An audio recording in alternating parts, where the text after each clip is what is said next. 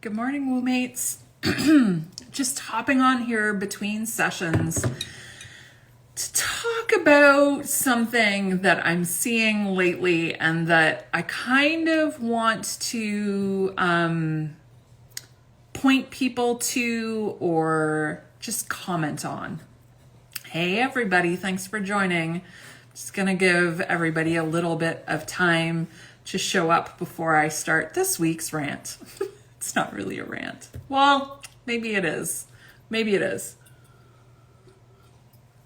How is everybody doing? The sun is shining, and I have to say, I am one of those people. Hey, Jen, I need light. I need sunshine. If I don't, I've got zero energy. So if you are watching my feed, hey Temu, hey Esther, hey everybody. If you watch my feed, you'll actually notice that I disappear for amounts of time, and it's because I don't have that energy. That energy is really predicated on how much the sun has been shining.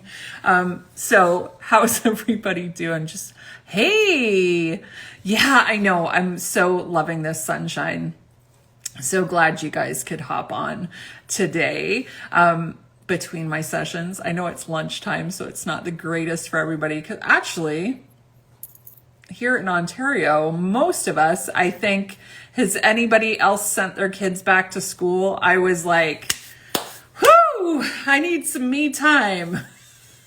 I need some me time back. It was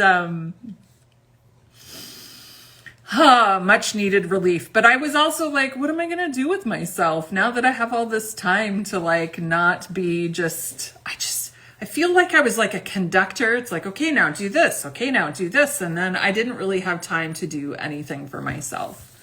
Okay, so we've got some people on here. I wanted to come on really quickly because I'm seeing, and I don't want to say it's worrying, but there's a trend. And I understand why. I launched a shadow work course this year. I totally get why people are talking about shadow work. I totally understand it. We're in the energy that is perfect for shadow work. I get it. It's exciting. It's something new. But I want to come on here and caution either people talking about it or people working with it. It's not scary. First of all, shadow work does not have to be scary. It's not about always pulling up trauma, but we do have to be cautious about the fact that if we're posting about shadow work, that can trigger somebody. And I have been seeing this happening a lot, that if we're, talking about our shadow work, or we're talking about, the things that trigger us, it also triggers other people. And if you joined the shedding, you can attest to this. I have so many disclaimers on my shadow work course. You had to actually, when you purchased the shadow work course, you had to click a button saying that you've read the 30-point disclaimer. And then when you joined online again, you had to click another button to just lay out some groundwork for that I'm not a therapist. Hey, Candace can attest to this. She had to sign the disclaimer. I think I made people sign it 3 times. Maybe 3 times or 3 times. I think it was 3 times. Shadow work is something that I've been working with pretty much all my life. Heavily for the past 5 years. And I am now at a place where I can actually, I can feel my shadow approaching. I know what it feels like. I'm no longer triggered by things. It's almost like I can see the trigger coming 800 miles away. I integrate it, I process it, and then I'm good. But when we first start doing this work, it can be very, very triggering. And when I say triggering, I mean, it may bring up things in you that takes you back to another time in your life and can emotionally take you to that place and you feel like you're reliving it all over again. And that is something that we do in shadow work, is we bring up these things and we observe them, and then we work on it and heal that, and then we put it down, because sometimes it can be really heavy. But what I want to say is, shadow work is something you can definitely do on your own, but while you're doing it, having people around you that you can have conversations with, that you have a support team. So when I was working through all the things I was working through, I was working with other healers.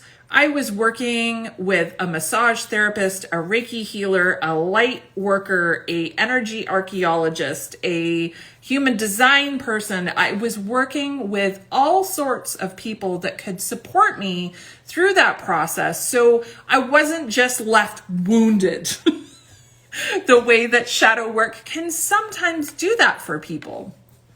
Some people can do shadow work and go, yep, there's my trigger. Okay, done, move on. Some people, that trigger comes up, or that thing that we're looking to heal comes up, and it just takes over. So we have to be very cautious about putting that work out there, and how we're working with it, what we're integrating, and what we're giving, that burden to other people, whether it's our therapists or whether it's our counselors or any of these things. We need to have tools to help us get through this.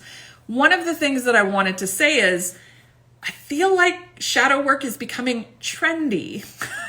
And that I can see people using the term shadow and light and shadow work and all of these things, because it's in the collective right now. We are collectively being forced to do shadow work because we're being forced to sit at home by ourselves alone.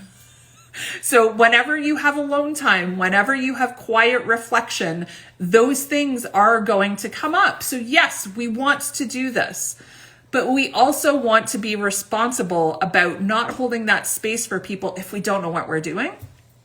Or just, pulling a couple pieces of paper off of Pinterest about shadow work and then going, hey, I can help you.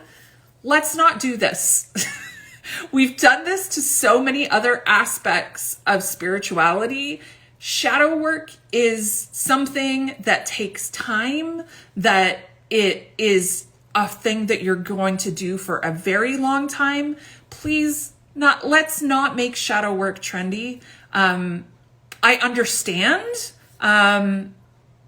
Yes, Candace, of course you will, because you're in the shedding, and like the algorithms are going to show you all the shadow work stuff, but it can be fluffy, like you say, Candace. I think that some people pull out these things and go, let's work on our shadow today, and do it in a very jovial way, in a way that kind of takes the heavy lifting out of it. And we need to give shadow work the respect it deserves. And I'm really starting to see all of these pieces where we're making it a trend, or we're making it something that's light, and we're making it something that's fun. Well, shadow work can be fun, but I'm just noticing some of the people in my course, the shedding, so feel free to pipe up.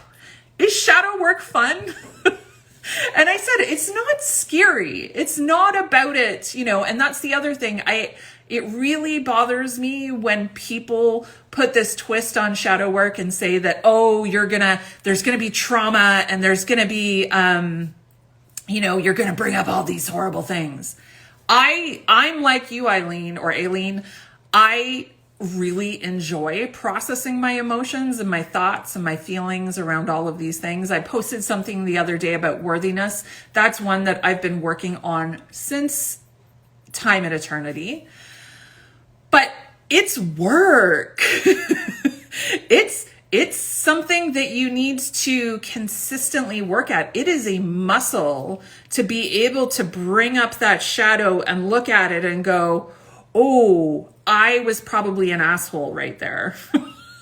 And why did I do that? And, where did that come from? Where in my childhood did those thoughts, feelings, and emotions come from? So you're bringing up all of these things. It can be heavy, but like Aileen said, it can be really good. And I just want people to understand that this is like going to therapy with a therapist. This is like going to a healer and doing some really heavy healing. This isn't something, I don't know if you've noticed, but I haven't created any memes about shadow work. I mean, I did when I was launching my course, but I haven't gone, here's the top 3 things to do for shadow work, because it didn't feel authentic, because you can't really meme shadow work. I repost some things that may be labeled shadow work, but it's not something that you take lightly. This is something that you want to take seriously, something that you want to invest your time in, and not, look at it like, oh, I've seen so many courses that are like, here's a 6-week shadow work course, or here's a, 1 week or a 3-day or whatever. And they put it into this, oh my God, you're essentially only giving people the opportunity to open up and go, oh shit, there it is. And then the course is done. It's not something that you step into and then step out of.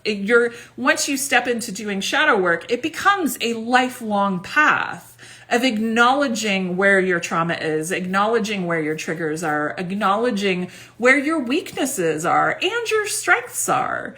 This is something that you're going to constantly be doing. And if we allow this to become a trend, like everything else in the spiritual realm, I think we're doing a disservice to all the healers that have made this their life's work.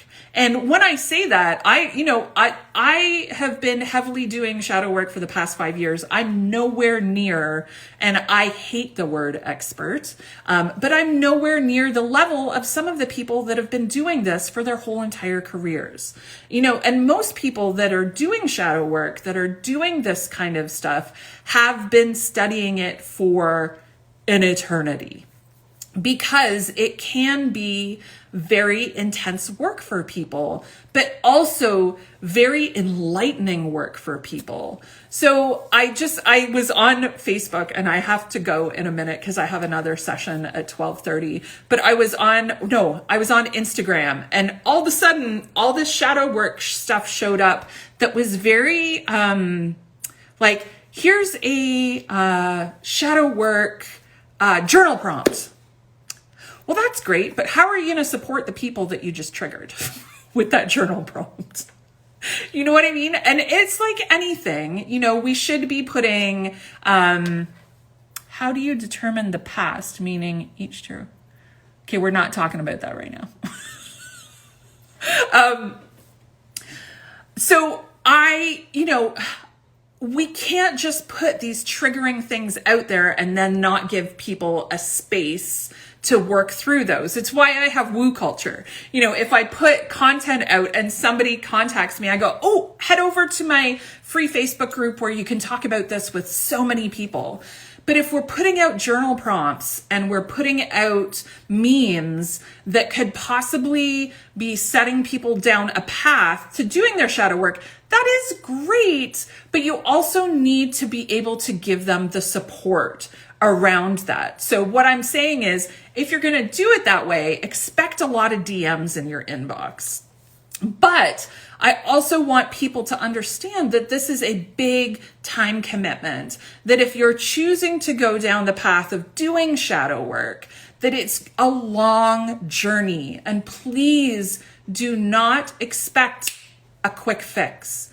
Don't expect somebody to give you a PDF download for $20 off the internet and then your shadow work will be taken care of. This is not something that you want to be looking for a quick fix about. I get triggered all the time still. And I've been doing this for 5 years. But like I said, now I can look at that trigger and go, okay, so why am I being triggered by this? And where is the root of this? And how can I uncover that root of this and then do some healing around it and say, okay, I can see where you were wounded as a child. I can see where, maybe my parents or my teachers or my sibling or my, whatever affected this, and look at it and really pull it apart. We need support when we're doing that. We need, other people that are going through it to bounce ideas off of. I just really want to say to fellow